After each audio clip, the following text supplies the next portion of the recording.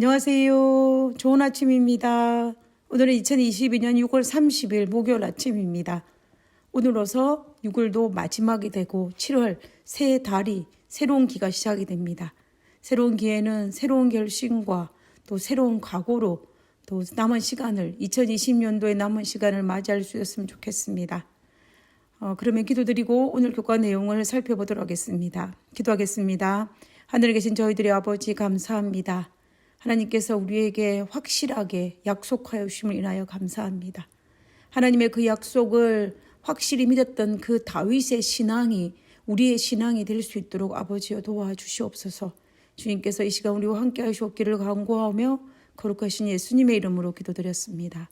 아멘. 감사합니다. 오늘 화요일 소재의 제목은 확실한 약속입니다. 시편 23편에 하나님께서 어떤 확실한 약속을 주셨고 그리고 그 확실한 약속을 다윗이 어떻게 믿고 찬양하였는지를 한번 살펴보도록 하겠습니다. 우리는 지금까지 시편 23편을 묵상하면서 우리 하나님을 목자로 비유하고 있습니다. 우리의 목자 대신 우리 하나님은 우리의 영혼을 수생시키시고 우리를 바른 길로 의의 길로 인도하심을 찬양하고 오셨습니다. 그리고 4절에서는 하나님께서 인도하시는 의의 길을 따라가다 보면은 때때로 예상치 못한 사망의 음침한 골짜기를 만날지라도 하나님께서 우리와 함께 하심을 다윗은 찬양하고 있었습니다. 그리고 5절에서는 원수와의 영적 대쟁투에서 승리할 수 있는 비결을 다윗이 소개하고 있는데 그것은 바로 우리의 모든 신경을 원수가 아니라 하나님께 집중할 때에만 승리할 수 있음을 자신의 경험을 비추어서 찬양하고 있습니다. 그러면 오늘은 6절의 말씀을 살펴보도록 하겠습니다. 내 평생의 선하심과 인자하심이 반드시 나를 따르리니 내가 여호와의 집에 영원히 살리로다. 우리가 다윗의 신앙을 엿보며 다윗은 하나님에 대한 100%가 넘치는 확신을 하고 있음을 알 수 있습니다. 하나님은 반드시 우리의 영혼을 수생시키실 것이고 우리 하나님은 반드시 우리를 의의 길로 바른 길로 인도하실 것이며 사망의 음침한 골짜기를 지날지라도 하나님은 반드시 우리와 함께 하실 것이기 때문에 원수가 나를 둘러진칠지라도 나는 하나님만 바라보겠다라고 다윗은 다짐하고 있습니다. 그래서 다윗은 절대로 두려워하거나 무섭지 않다라고 고백하는 것이 바로 시편 24편에 등장하는 다윗의 신앙이었습니다. 그러면서 다윗은 6절에 다시 한번 더 말하기를 내 평생에 하나님의 선하심과 인자하심이 반드시 나를 따르리니 라고 고백합니다. 그 확신이 얼마나 확실한지 우리가 원문을 보면 더욱 선명하게 드러납니다.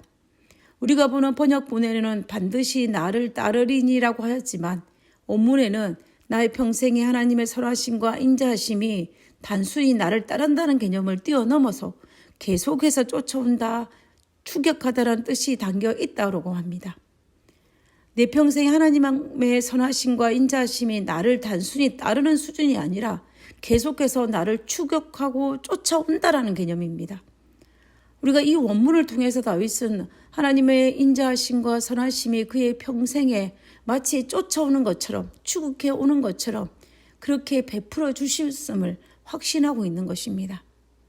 이런 상황이 되니까 다윗이 어찌 두려워하며 무서워 떨 수 있겠습니까? 그리고 자기를 죽이려고 하는 원수들이라 할지라도 그를 미워하며 감히 복수하고자 하는 마음조차 생기겠습니까?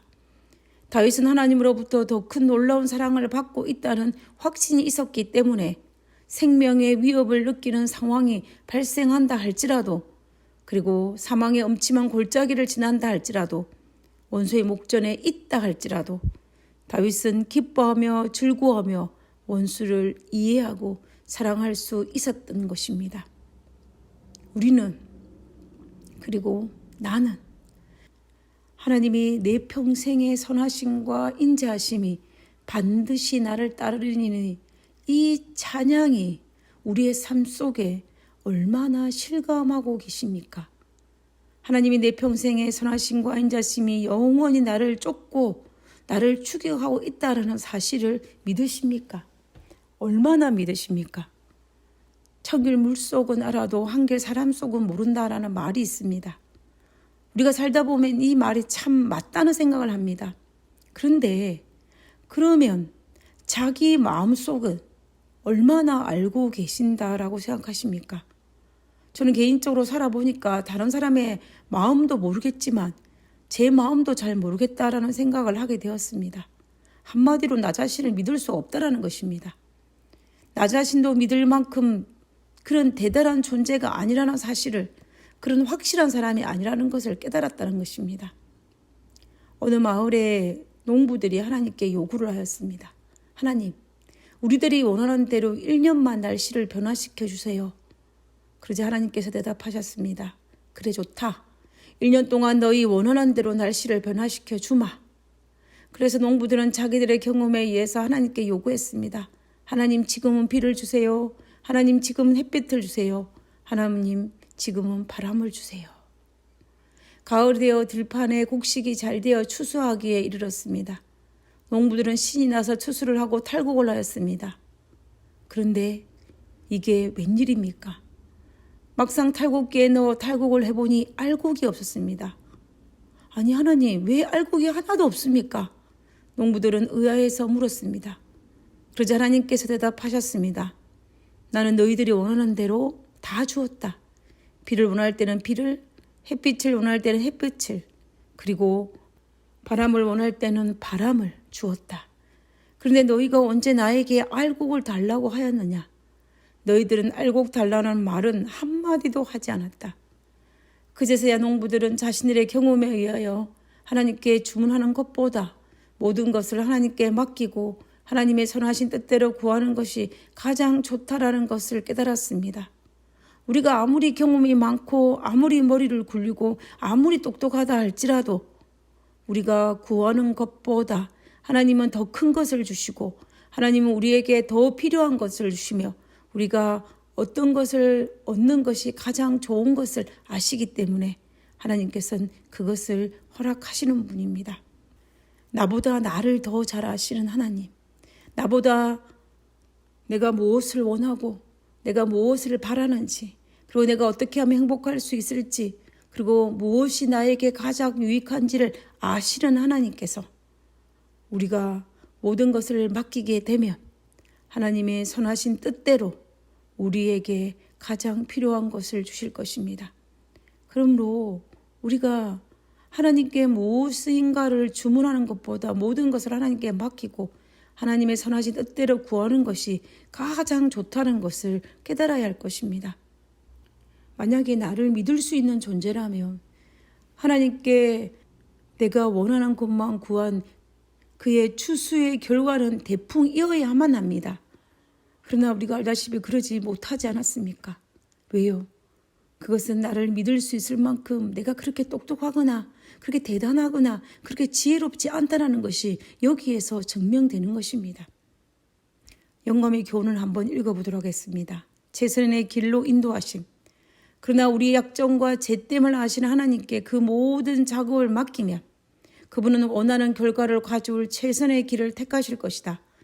에녹이 하나님과 동행한 것은 계속적인 투쟁과 단순한 믿음을 통해서였다. 그대들은 모두 에녹처럼 할 수 있다. 그대들은 철저히 회개하고 변화되어 진정한 하나님의 자녀가 될 수 있으며 그분의 뜻을 깨달았을 뿐만 아니라 그대의 본을 통하여 다른 사람들을 동일하게 겸손한 순종과 헌신의 길로 인도할 수 있다.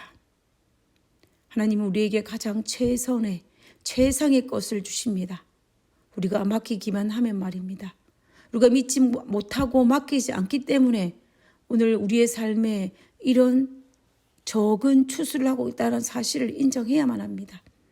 우리가 이 땅에 살면서 다윗처럼 우리 하나님께서 우리의 삶에 가장 최상의 것을 주신다는 확신을 가지고 그리고 우리가 그리스도 안에 승리한다는 사실을 믿으며 사망의 엄침한 골짜기를 지나 할지라도 우리도 다윗처럼 해를 두려워하거나 무서워하지 않을 것입니다.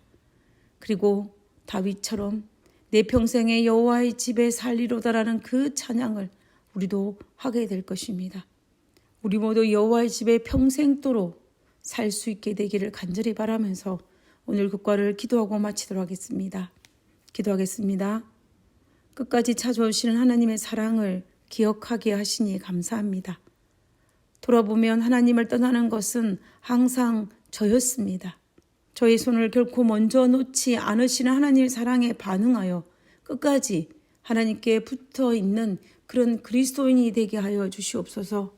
아버지, 포도나무가 그 가지에 붙어 있어야만이 열매를 맺는 것처럼 우리가 아버지께 붙어 있어서 우리가 많은 결실을 맺을 수 있도록 주여 도와주시옵소서. 아버지여, 마지막 때를 살아가는 우리들에게 끝까지 하나님께 붙들린 손을 놓지 않게 하여 주시고, 그리고 하나님께 모든 걸 의지하면서 이 마지막 세상을 살아있는 그리스도인으로 살 수 있도록 주여 도와주옵소서.